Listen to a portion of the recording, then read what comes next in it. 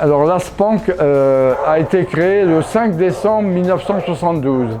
L'an prochain, on fêtera les 50 ans de l'association. Au début, elle n'avait pas de refuge, elle n'avait qu'un bureau en centre-ville.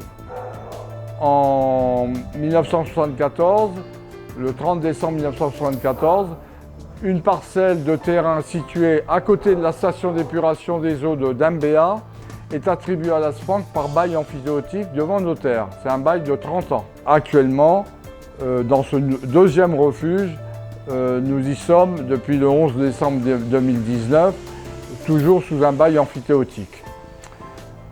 En 2011, on a modifié les statuts avec des règles plus contraignantes afin de demander la reconnaissance d'utilité publique. Il y a eu 2 ans de tractation avec le ministère de l'Intérieur à Paris.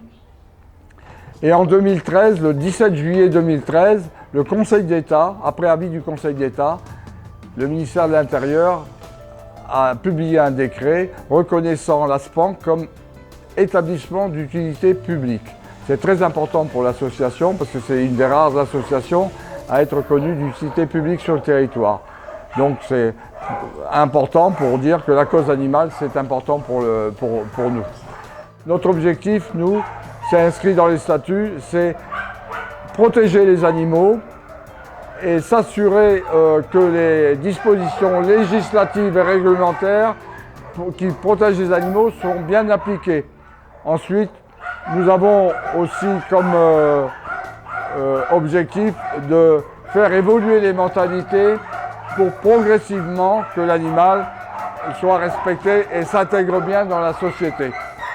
Chaque année, par exemple en 2020, on a fait adopter 309 animaux, 176 chiens et 133 chats.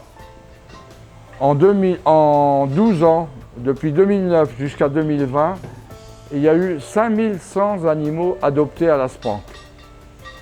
Ces animaux sont tous stérilisés. La stérilisation, par exemple, en 2020, nous avons fait 621 stérilisations. Alors, presque 400 sur les fonds propres de l'ASPANC pour les animaux du refuge et à l'extérieur.